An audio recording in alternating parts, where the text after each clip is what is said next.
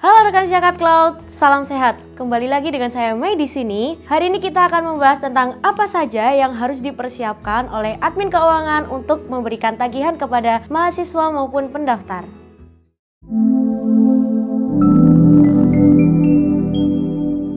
Biasanya proses ini itu dilakukan ketika memasuki periode atau semester baru.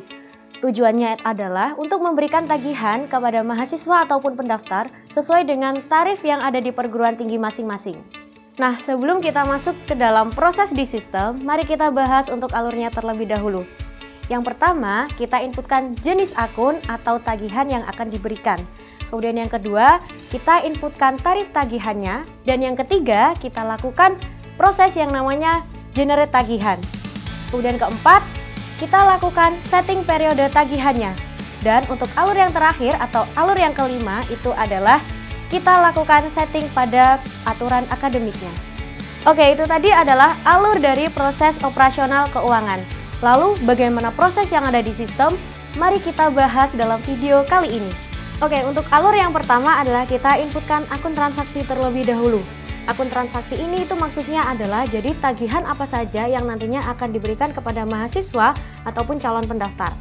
Nah, caranya sendiri, kita masuk di menu referensi, transaksi, kemudian ke akun transaksi. Nah, di sini kita cek dulu untuk tagihan yang sudah ada itu ada apa saja.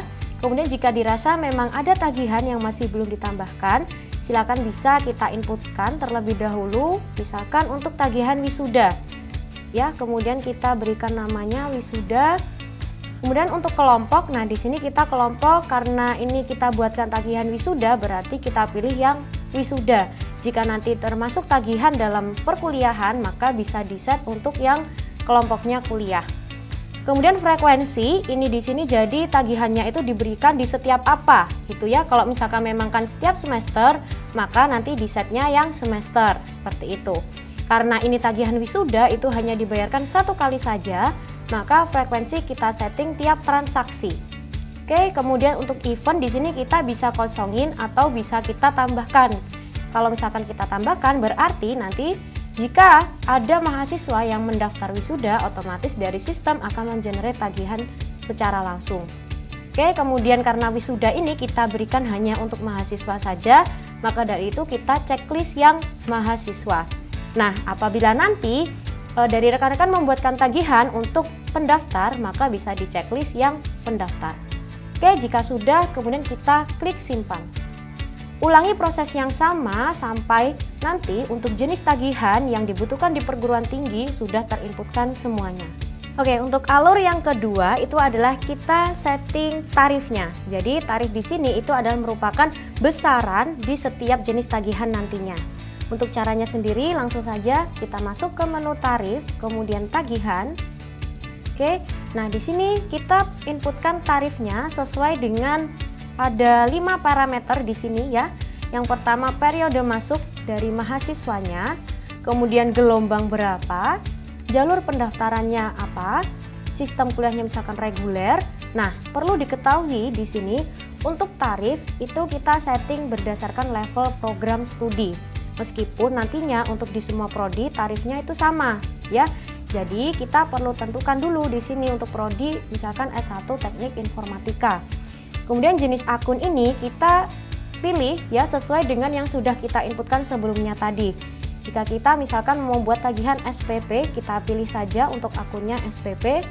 Nah, kemudian kita inputkan nominal tarif atau besar biayanya.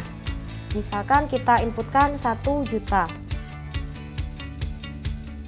Oke, jika sudah seperti ini, di sini ada keterangan cicilan. Nah, cicilan ini kita bisa sesuaikan dengan kebutuhan dari setiap kampus masing-masing.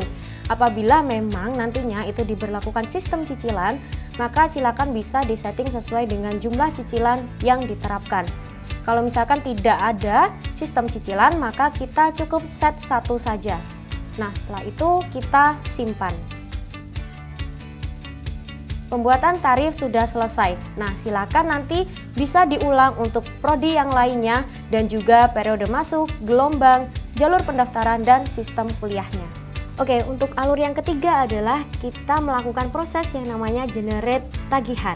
Jadi generate tagihan ini maksudnya adalah memberikan tagihan kepada mahasiswa ataupun pendaftar sesuai dengan tarif yang sudah kita setting sebelumnya. Nah, proses generate tagihan ini itu dilakukan dengan syarat apabila dari bagian akademik sudah melakukan proses yang namanya generate status semester atau perwalian. Untuk caranya langsung saja kita masuk ke menu generate kemudian tagihan mahasiswa.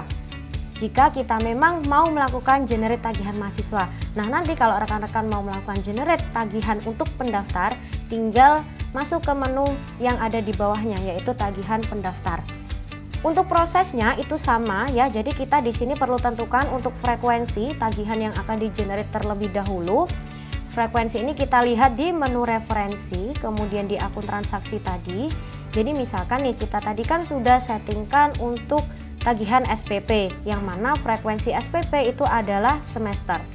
Maka dari itu ketika kita melakukan generate tagihan mahasiswa, berarti kita pilih frekuensinya itu adalah yang semester. Kemudian selanjutnya di sini ada periode tagihan, itu maksudnya adalah jadi rekan-rekan mau memberikan tagihan di periode berapa. Oke. Nah, di sini ada beberapa filter lainnya, yaitu ada periode masuk dari mahasiswa, kemudian ada jalur pendaftar, unit, gelombang, dan sistem kuliah. Ini rekan-rekan bisa setting apabila nanti untuk proses generate itu dilakukan berdasarkan filter tersebut. Namun kalau misalkan mau melakukan generate dengan cara keseluruhan, maka dibiarkan seperti ini saja. Langsung kita lakukan proses generate tagihan, yaitu dengan cara kita klik checklist yang berwarna hijau di sini. Seperti ini. Kemudian kita pilih tagihannya itu adalah yang SPP. Nah, setelah itu kita lakukan proses generate tagihan.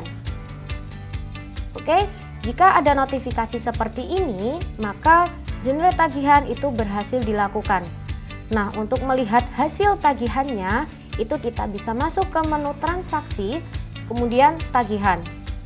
Di sini bisa terlihat untuk siapa saja yang mendapatkan tagihan sesuai dengan tarif yang sudah kita setting tadi. Oke, untuk alur yang keempat adalah kita setting periode tagihannya. Maksud dari proses ini itu adalah jadi tagihan mana saja yang bisa dilihat dan dibayarkan oleh pendaftar ataupun mahasiswa. Caranya kita masuk ke menu pengaturan, oke, kemudian ke tagihan. Nah, di sini ada kelompok tagihan dan periode. Kita perlu tentukan untuk periodenya di sini itu agar tagihan di periode misalkan 2021 Gasal itu bisa di-inquiry, dibayarkan ataupun dibatalkan dari bagian keuangan ya. Jadi, jika sudah terchecklist seperti ini dan kita simpan, maka artinya adalah tagihan yang ada di periode 2021 Gasal itu sudah bisa dilihat dan dibayarkan baik melalui admin maupun melalui mahasiswa dan pendaftar. Ini seringkali dilewatkan oleh rekan-rekan admin keuangan ya, sehingga tagihan tersebut itu tidak tampil ketika di-inquiry ataupun ketika melakukan generate VA itu juga akan gagal karena periodenya masih belum disetting. Jadi maka dari itu dari rekan-rekan jangan sampai lupa ketika periodenya berubah itu perlu disetting di pengaturan tagihannya. Oke, dan untuk step yang paling akhir adalah kita tentukan aturan akademiknya. Nah, aturan akademik ini maksudnya adalah jadi sebagai pengecekan dalam proses akademik nantinya. Misalkan, ketika ada mahasiswa yang mau melakukan KRS, dia harus lunas tagihan apa saja dulu. Kemudian jika mau mengikuti ujian, dia harus membayarkan tagihan apa saja, dan aturan-aturan yang lainnya. Oke, langsung saja caranya kita masuk ke menu pengaturan, kemudian di aturan akademik. Nah, di sini kita tambahkan ya, ada beberapa aturan akademik di sini. Contohnya untuk pengambilan KRS, kemudian jenis akun ini adalah tagihan yang digunakan sebagai parameter pengecekan nantinya. Misalkan untuk SPP. Jadi, di sini kita buatkan ketika mahasiswa itu bisa mengambil KRS, dia harus melunasi biaya SPP terlebih dahulu. Kemudian ada pemeriksaan tagihan, ini ada hanya periode saat ini atau nanti bisa dipilih saat ini dan sebelumnya, dan juga ada hanya sebelumnya saja. Nah, ini kita tentukan sesuai dengan kebutuhannya seperti apa. Jika pengecekannya berlaku saat ini dan sebelumnya, kita bisa tentukan seperti ini, yaitu periode saat ini dan sebelumnya. Oke, kemudian jika memang dalam tagihannya itu tidak ada cicilan, maka kita lewati saja untuk setting cicilannya. Kemudian kita klik persen ya, maka dari itu di sini untuk parameternya itu adalah persentase yaitu 100. Nah, jika nanti rekan-rekan menginputkan 100 dan lupa tidak menceklis persen, maka itu artinya adalah minimal lunasnya itu adalah Rp100 gitu ya. Jadi kalau misalkan memang nanti itu menggunakan persentase, maka wajib di checklist persen. Kemudian pastikan aturan ini aktif kemudian disimpan. Maka dari itu ketika kita sudah memiliki aturan seperti ini, nanti artinya adalah jika mahasiswa mau mengambil KRS, dia harus lunas SPP terlebih dahulu dengan parameternya periode saat ini dan sebelumnya untuk semua cicilan sebesar 100%. Dan jika nanti ada mahasiswa yang belum lunas 100%, maka dia tidak bisa melakukan proses pengambilan KRS. Oke, itu tadi merupakan step untuk pengaturan aturan akademik. Nah, nanti silakan bisa diulang untuk aturan akademik lainnya sesuai dengan kebutuhan masing-masing perguruan tinggi. Nah, itu tadi merupakan proses awal dalam persiapan operasional keuangan di sistem Siakat Cloud. Bagaimana? Mudah dan jelas bukan? Sekian episode kali ini, nantikan episode Discover Siakat Cloud berikutnya. Jangan lupa like, komen, dan subscribe untuk mendapatkan update video terbaru dari kami. Terima kasih, salam sehat, dan selamat mencoba. Solusi teknologi perguruan tinggi Anda. Sevima, Revolutionize Education.